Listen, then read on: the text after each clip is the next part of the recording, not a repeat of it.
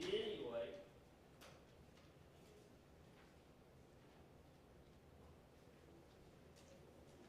verse 5, I believe is what we had. Is that what everybody else had? Okay. It says the righteousness of the blameless will direct his way aright, but the wicked will fall by his own wickedness. And so,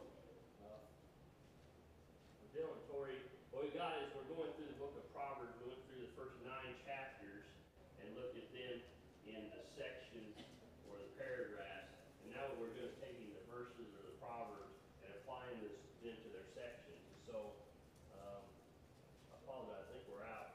I should have prayed more than didn't think about it. So, what we're doing this is we've got different topics. And so what you have here is these are your table of contents. These are topics that these verses fall under. And so then you write your notes next to them. So then when you go back and want to study the book of Proverbs by these different topics, we have all the verses. Okay. So, verse 5, we see the righteousness of the blameless will direct his way aright, but the wicked will fall by his own wickedness. And so when you think about this verse, again, this section of Scripture, we put this through verses 4, 5, and 6 together. Then what are some sections that this verse 5, or 4, 5, and 6 would fall under?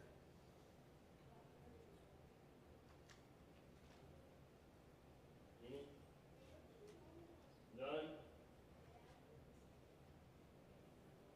How about section 5, a broken spirit? When you look at this, the righteousness of the blameless will direct his way aright, but the wicked will fall by his own wickedness. Are there any that have ever had a broken spirit because of what life has thrown at them because of their decision? Okay. That may apply. How about section 24? What's section 4 talk about? It's the words of the wise. What about section 22? The nation. Think about those. I put verse 6 with it. It says, the righteousness, the upright, will deliver them, but the faithful will be caught by their lust. What's the word lust? Andy's thinking. Long for something. Long for something. Long for something? Okay. I think Billy last week during some of his lessons, he talked about our VBS definitions. The one that sticks in my mind that we're always taught is inordinate desire. That's something you use commonly in everyday language, inordinate. How about unlawful desires? Mine says naughtiness. Naughtiness? Okay. And so that's what an unlawful desire, naughtiness, desiring to do something that you ought not, that's unrighteous. That the righteousness of the upright will deliver them, but the unfaithful will be caught by their desires. Right? You think about Adam and Eve in the garden in Genesis chapter 3. What were they caught by? What they wanted. Right? And so you think about 1 John 2, verse 16, the lust of the flesh, the lust of the eyes, and the pride of life. By their own desires. Okay?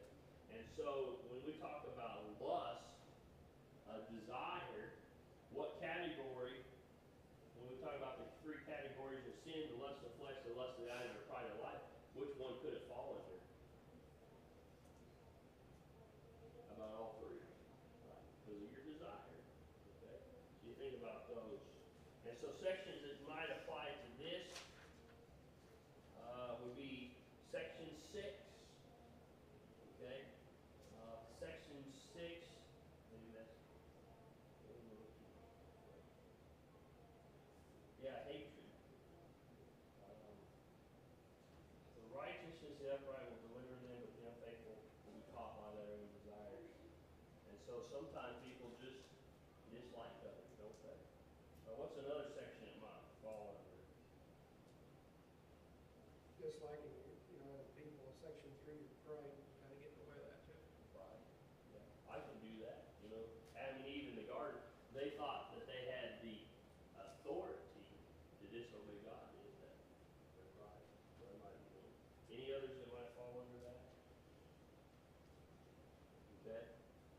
move on to verse 7.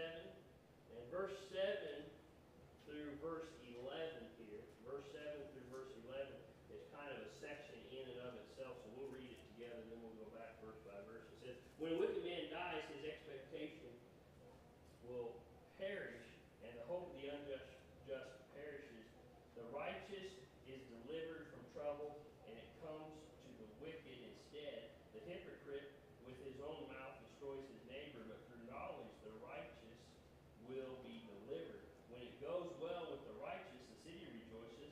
When the wicked perish, there is jubilation. By the blessing of the upright, the city is exalted, but it is overthrown by the mouth of the wicked. And so here, in these verses, we're looking at a section, again, the contrast between, as we've talked about all through Proverbs, what's the contrast? Good versus evil, right? Who's delivered? The righteous. Does it always feel that way? Do you think Job felt that way? Okay. When was he delivered? This is a complicated answer. It's not complicated, but there's several right answers, right? When was Job delivered? Go ahead. Probably to him, it felt like everything bad had happened to him first. Yeah. After nothing else bad could happen to him. Okay. Any other thoughts?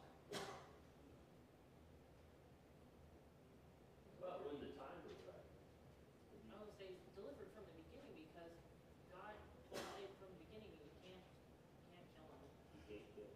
So I don't know. That's a good perspective. Yeah, I didn't think about that. But I thought about when the time was right. And so all through, as Holly said, that's a good perspective. All through it, Job was protected. But did that mean that he didn't go through difficult times? Okay. And so when we look at this section, what are we talking about? Are we always going to be delivered in this life? It means it won't be permanent. It won't be permanent? Yeah. Okay. And so we think about our physical struggles. Did Paul have any physical struggles? He had a thorn in the flesh. We're not aware of what that was. When we get to 2 Corinthians chapter 5, what did he say? He said, for we know if the earthly house of this tabernacle were dissolved, what did we have waiting for him? We had eternity. Okay. And that's what he talks about. So you go and you look at this, it says, when a wicked man dies, his expectation will perish, and the hope of the unjust perishes. What do they have to hope for? What does an unjust person have to look forward to at death?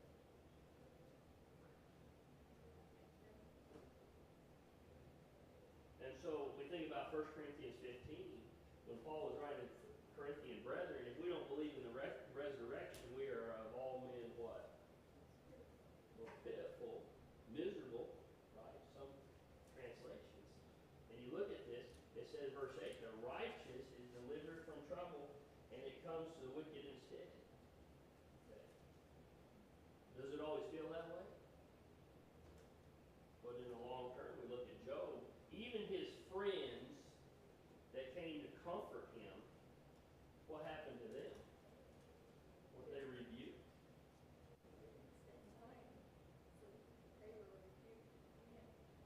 They were rebuked for what they had done, even though they thought they were on the right track. But the thing of it is Job didn't know he was protected. So you have to take that into consideration. Job went through all of that, not knowing he was protected. He didn't understand why God didn't answer his request.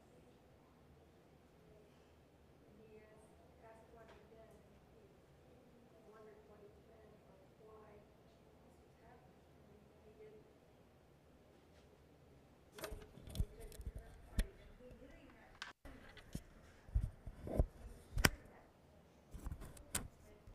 But he didn't know what was happening. Yeah. And so that's the question. Did Job know that God was still protecting him? He didn't know what was going on. Yeah. And so, but he still knew God was righteous in what he was doing, whatever it was. Okay? That's right. I guess we didn't talk about verse 7. What's some sections that would apply to verse 7?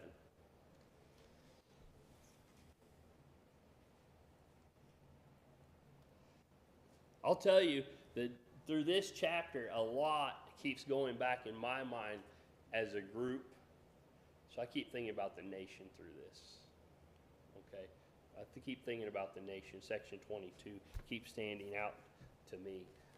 Does it always apply to the entire nation? It's a principle that can and does, but we can apply it to smaller groups too, right? How about congregations? Yeah, we can apply for that. Communities and those sorts of things. When Israel was divided between the northern and southern kingdoms, did God protect part of the kingdom? Based upon what? Same thing here, their righteousness. Okay. Also, maybe 18, section 18 would be your home life, might apply. And that goes back to from the nation on a smaller scheme, we move down. Section 21, parents and children. And I'm talking about all this section. We go to verse 9, it says, a hypocrite with his mouth destroys his neighbor, but through knowledge the righteous will be delivered. And so we think about the hypocrite. What's a hypocrite? Somebody says one thing, does another. That's right. Says one thing and does another. And so the hypocrite with his mouth destroys what? His neighbor. Who's our neighbor? We say, well, it's somebody next door. We understand from the Good Samaritan, who's our neighbor? Someone in need. And so you think about that. What type of person destroys someone when someone else is in need? Well, if you live your life doing one thing and saying another, then anybody you come in contact with is not going to want anything to do with your religion. Yeah, Because that's a good point. you pretty much just ruined it for them. That's right. That's a good point. That's what that says to me. It may not be what it means, but No, that would apply. You know, our neighbors are those that need the gospel, aren't they? So that would apply. When the wicked perish, there is jubilation. What's a jubilation? A party, yeah. A party, right? Have you ever seen somebody that was, unfortunately, when they passed away, people were not that distraught about it? What do you think about that? Okay. So sections that might apply to verse 9 would be what? Section 11, the tongue. The tongue would apply. Any others? Self-control. Section 7. Any others? How about the folly of fools? Section 2, Mike. Okay. Verse 10, when it goes well with the righteous, the city rejoices, and when the wicked perish, I'm getting verses 9 and 10 mixed up. We looked at that one. All right, verse 11, finish this section. By the blessing of the upright, the city is exalted, but is overthrown by the mouth of the wicked. How important are our politicians to our nation?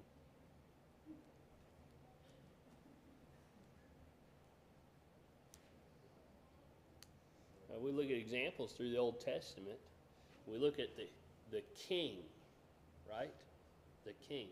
What did the king reflect? The people, right? And then when you looked at the other way, who did the people reflect? King. The king. Isn't that ironic how that, by the blessing of the upright, the city is exalted, but is overthrown by the mouth of the wicked. Okay? If you have a bad leader, generally you have a bad team. If you have a good team, you've got a good leader. Often that's the case, right? Section 11, I really think section 22 is probably the most appropriate for this. Any more sections?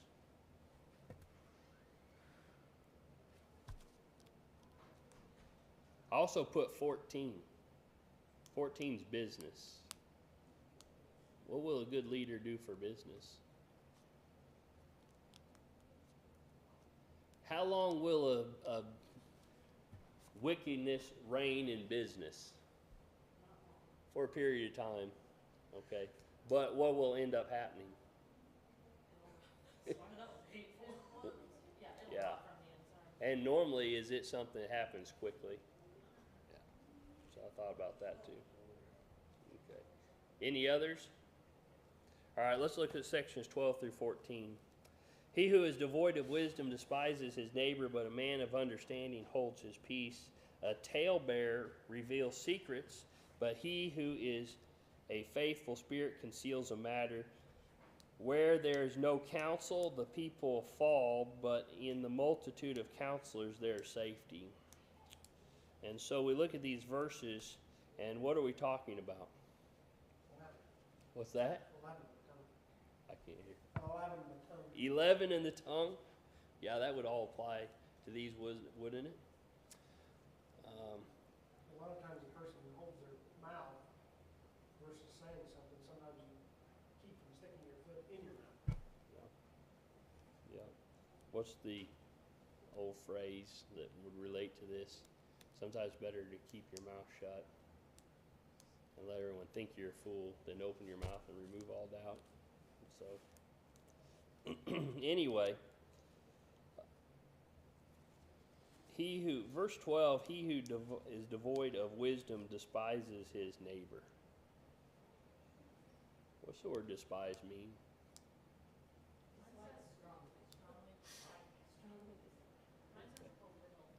Okay, what's that?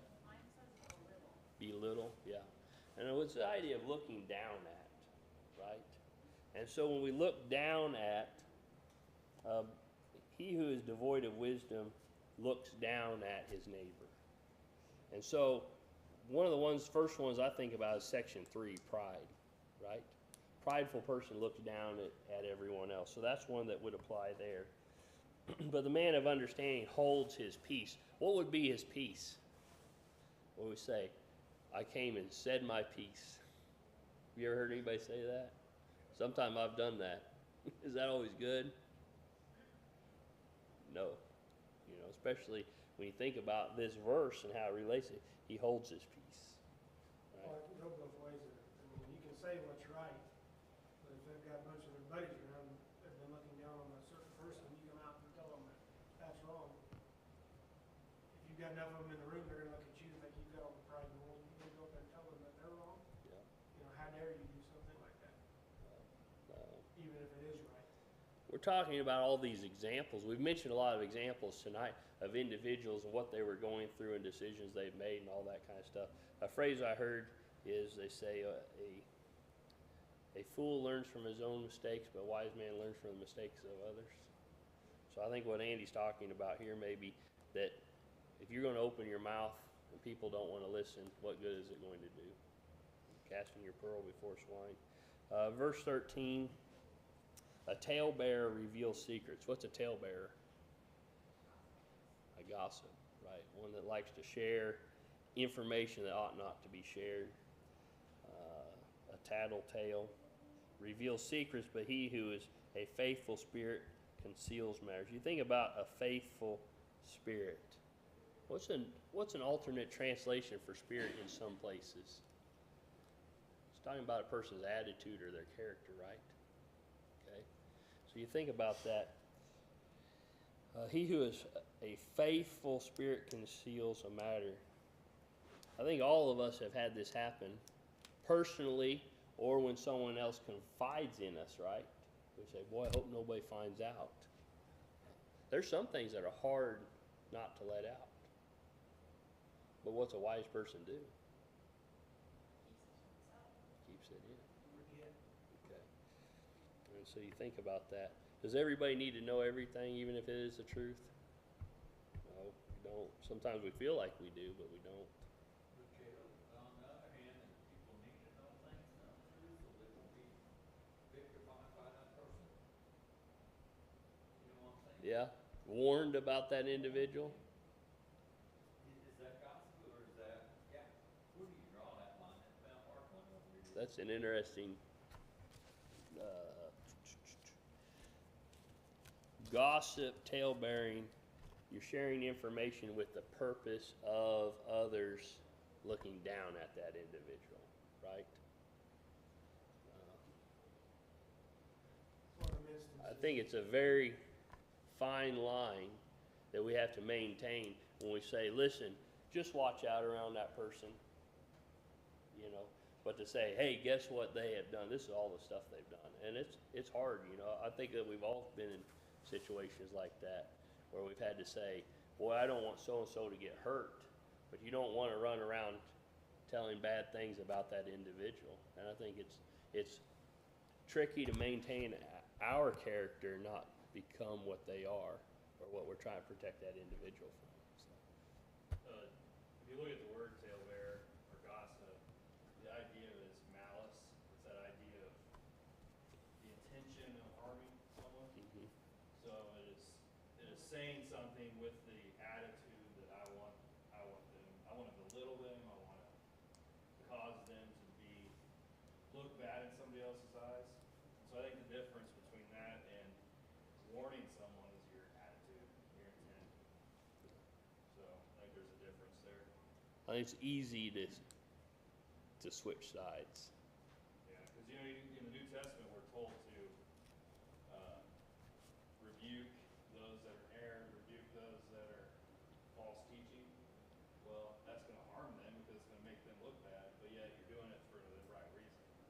The rebuking is talking to them, not Mhm. not coming and telling you that congregation over there is Well, that congregation. you know, it's a progression. Matthew 18 is a progression. And so you go talk to a person that has sinned against you, and you go sit down and try to work it out with them. Then if it doesn't work, you try to get reasonable people that are going to not pick your side, but see reason and pick the right side. And sometimes both parties are wrong. And so they're going to go find out. But ultimately, in Matthew 18, if they won't hear you and the witnesses, and they are still in the wrong, what do you have to do? At that point, when you tell them, you're not gossiping, but you're passing on the information, and that's what you do. Well, when you bring it before the church, I'm sorry? when you bring it before the church, what's the purpose of bringing it before the church? To correct them, right? And so again, you're not sharing information with the purpose of harming them, but rescuing them, right? And I think, again, we talk about that slippery slope. Sometimes we've seen that take place where people say, well, they've wronged me, and I'm going to make sure that we get them, and we're going to use the church to get them. And that's not the right attitude. So, anyway, you had something, Eric? Okay. All right, good comments. Yeah. Maybe you have a third scenario with that, you know, maybe you're not gossiping about it, maybe I'm not warning you, but maybe because you're my friend and this person wronged me, I need to talk about it and get a different perspective and, you know, just kind of let it out, you know. Yeah. That's probably an even finer line between that and just gossiping, but, you know, I think that's How do I handle this the right way? right, yeah, right. I mean, you're like, hey, what are you, Yeah. you got a situation, this is what happened, what I did. Yeah, that's a good point. Yeah. Find a sounding board that's going to give you, yeah. You know, in the church, of course, we don't have elders here, but you know, in the church, that should be the first place to go to, right? To seek wisdom is probably to an elder if you're working under an eldership or serving as a member under an eldership. Go to the elder and say, I've got this situation. It's a spiritual problem, isn't it? And go to them. And if they're mature men doing what they're supposed to do, they're going to help you pursue the solution to that the right way, you know, and not look down on you or the other party for doing that. So, yeah, that's a good point. Find somebody, sounding board.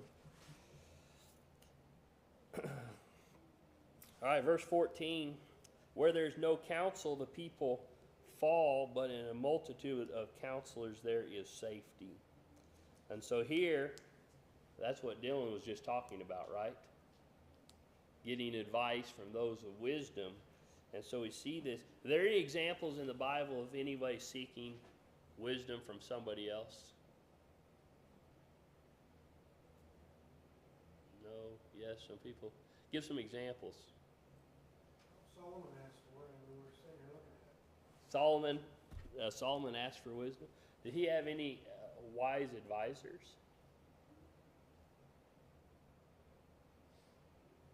Remember? Didn't his son divide the kingdom after him? Was it Rehoboam that did that? And what did he do? Who did he listen to? His friends. Is that 1 Kings 18 or 13? Anyway, yeah, that's one example. What about Daniel? Was he one of many? Wasn't he a wise man in Babylon? And who was also a wise man or wise men? Shadrach, Meshach, and Abednego. Were they the only ones? What was special about those four? Where'd they find their wisdom? So we go back, and I think the statement we just made is when we are seeking wisdom, what type of person do we have to, when we're looking for a counselor, what type of person do we have to look for? A godly person, right? A spiritually minded person. There's so many scenarios in our life that if we go to a person in the world, they're going to give you a worldly solution to the problem. And does a worldly solution ever fix a problem? Sometimes it pushes it down the road. One fella I know, he talks about the green frog. Sometimes you've got to eat your green frog. And so he describes the problem as being a frog. He said when a frog hatches, it hatches out of a little egg. He said that's when it starts. When the problem starts, that frog hatched.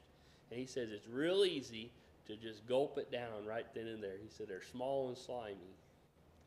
But he says you wait long enough and don't address a problem. He says sometimes it takes several bites to get rid of that green frog. You think about that? Yeah. The thing I never understood over the years, I see people in the church going to psychiatrists and stuff of the world, and they're telling them, marriage counselors of the world, and telling them to get divorced, that they're not going to the right place. You need to go to the church, but some of the churches that don't have elders, and some do, and when you don't have elders, you know who to go to. But when it's, I think, more difficult when you don't have elders, finding someone to go to, you should go to the men, but it's harder to, you know what I'm saying? Yeah. Yeah. I know several marriages have been broke up because of a non-Christian person that's counseling the situation. And it's a sad deal. Sad deal. So let's look at verse 15 real quick, and maybe 16. We got a minute left. Try to make it a little further. He who is surety for a stranger will suffer, but one who hates being surety is secure. What's the idea of a surety? You're the backup for whatever you want. He who is surety for a stranger will suffer. He'll back me up. He'll back me up. But one who hates being surety is secure. There's some situation we need to be careful to avoid, right?